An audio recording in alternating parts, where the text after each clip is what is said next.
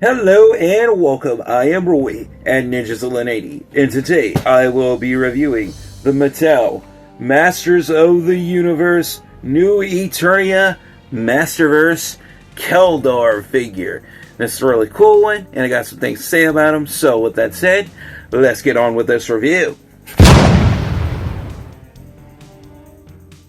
And now, starting things off with the box, because you know we have to talk about a really cool, awesome looking boxes on this channel when we have them, because unfortunately, spoiler alert, I won't be keeping the boxes because I obviously don't have a room for them, and I know it's a shame that I have to throw them out, but I do. It is what it is. But yeah, I'm keeping the figures though. But anyway, we see front and center we have a really cool picture of the new Eternia Keldor right there with his Havoc sword. Now, spoiler alert for those of you who don't know, who are unfamiliar, Keldor is actually Skeletor before he was Skeletor, who is actually Prince Adam, who, is He-Man, who is his uncle. Yeah, dun dun dun! Yeah, that's a real, Darth Vader, Luke Skywalker, Empire Strikes Back moment. But anyway, turning to the side, we have a picture of the new Eternia Evil Wind right there, which I may or may not get. And we have the new Eternia Beastman, which, guess what? Spoiler alert, I do have. I just haven't revealed him yet, but I do have that one. We have the name of the figure right there, which is Keldor. We have Masters of the Universe New Eternia, which is the sub-line that this figure is a part of. And we have Masterverse, which is the figure line that this figure is from. And we have the Mattel logo, ages 6+, so all you 5-year-olds, you're out of luck.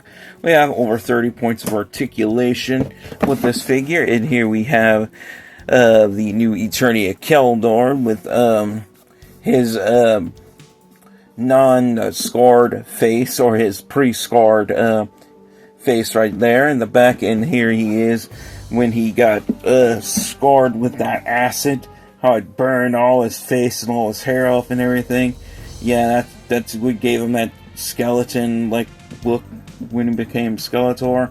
Like all his skin melted off his face, so that's how, you know, he got that look. But anyway, turn it to the back, we have a really cool promotional picture of the figure right there. That looks pretty awesome. Like I said, it's a shame I have to throw it out. And there his close-up profile picture right there. And there is his character bio, so you can pause that and read it if you choose to. So I'll leave that there for a hot minute. And also so I can go back and read these character bios myself, because I have to throw the boxes out.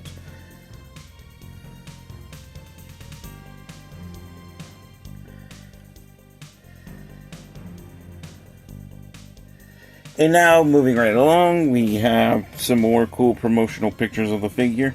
There he is with that hood off, which I prefer without the hood, which looks cool. The only reason why I leave the hood on him so I don't lose it, just to keep it together. And there he is with the scarred, acid burned head. And there he is pulling out or putting it back in the Havoc sword. And we have also available, we have a drag store, we have, which I don't have yet, but I've seen the Comic Book Fan Man's review on that one, and it looks really cool. And of course, we have Keldor, which is the very figure you are getting inside this box. And we have Desporo, which I also just recently acquired. And I've also seen the Comic Book Fan Man's review on that one, and that one's a pretty cool figure as well. And we have Mattel empowering generations through play, and the bottom of the box, yeah, nothing too interesting there. But anyway, that pretty much concludes it for the box. Now on to the figure. And now, here we have the Mattel Masters of the Universe New Eternia Masterverse Keldor figure right here before us in all of his pre-Skeletor glory. Yeah, I said it.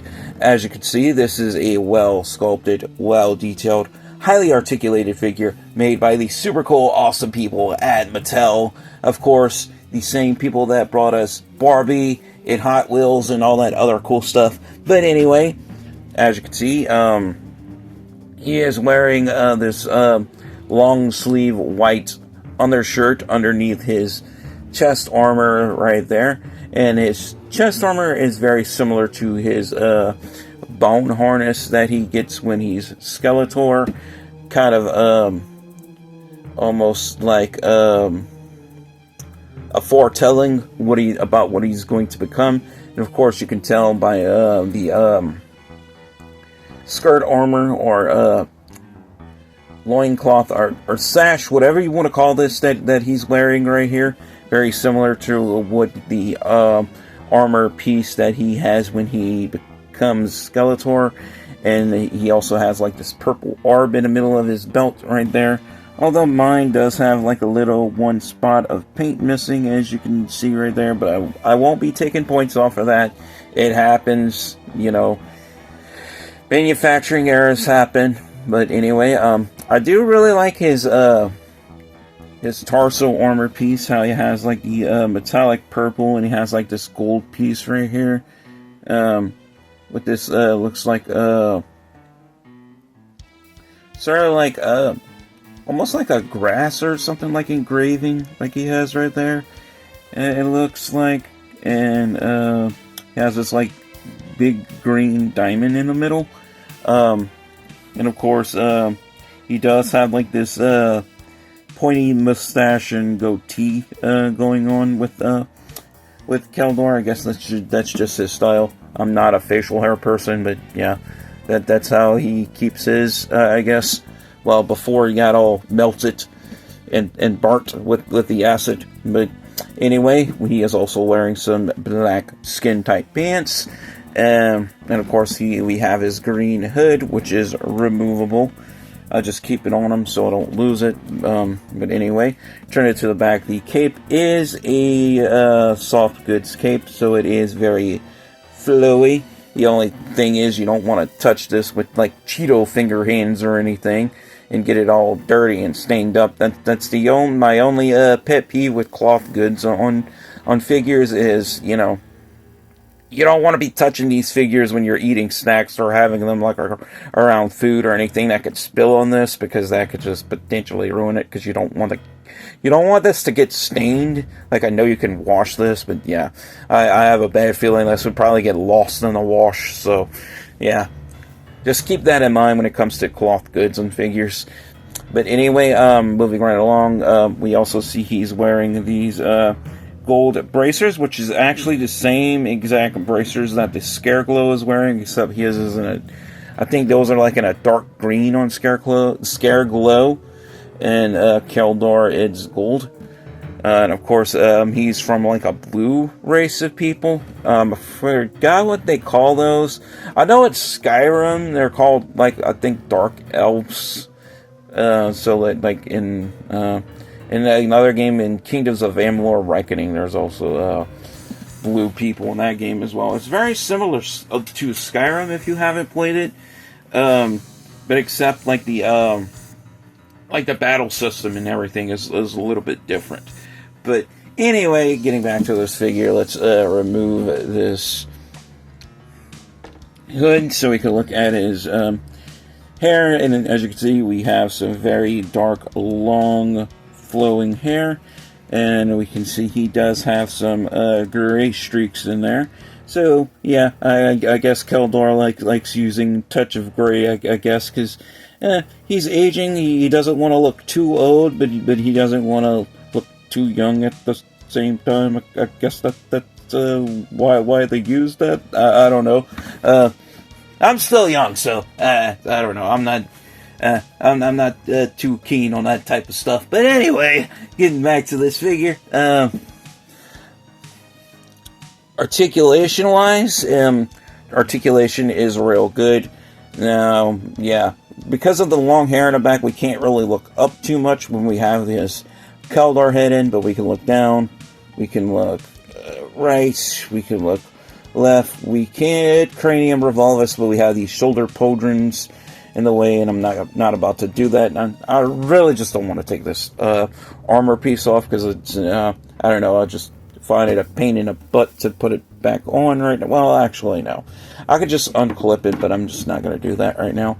But anyway, we can bring his arms out into a T-pose, like so.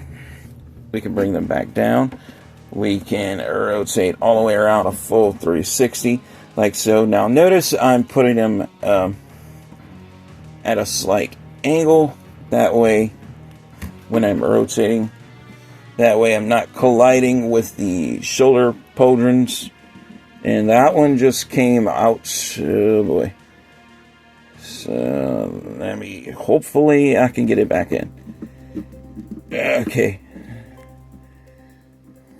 Alright, it's giving me some problems here. So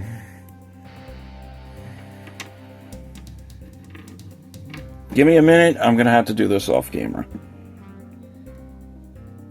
Okay guys, I got these shoulder pauldrons back on, but I'm just going to leave this armor piece off for now so I can go over articulation with the upper body portion of the figure, because just to be clear, trying to get these the little holes on the shoulder portion of the cape to line up with these little peg holes for the shoulder guards, and to put those back in once they come out, or once you take them out, I'm not gonna lie, I'm gonna tell you the straight up truth. It is a pain in the ass to get back in.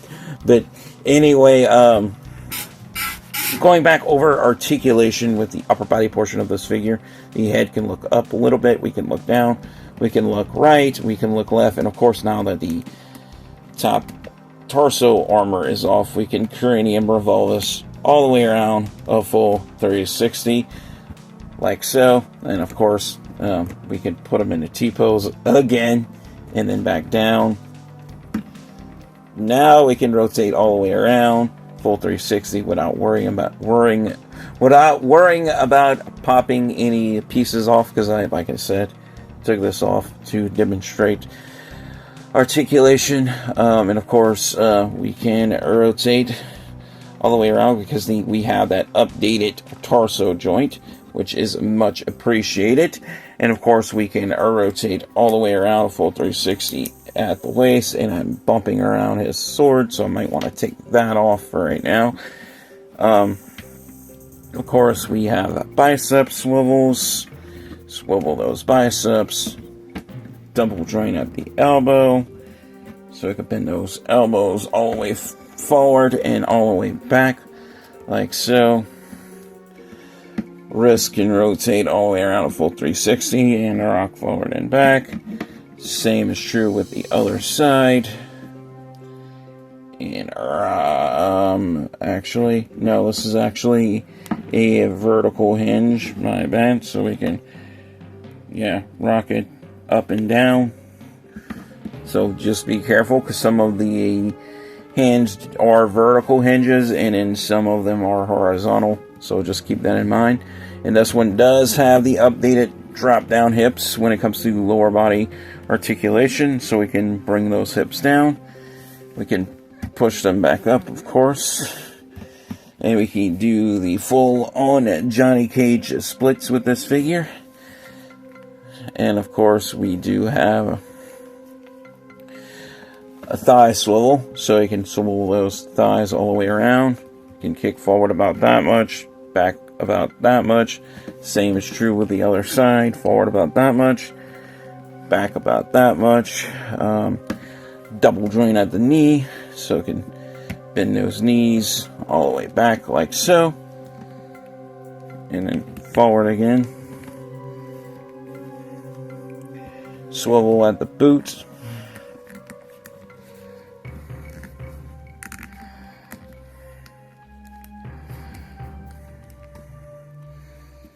Hinge in the ankles. We can point them forward and back, point them down, and we can rotate all the way around. And that pretty much concludes it for articulation with this figure. Let's get his armor back on. So pop that off.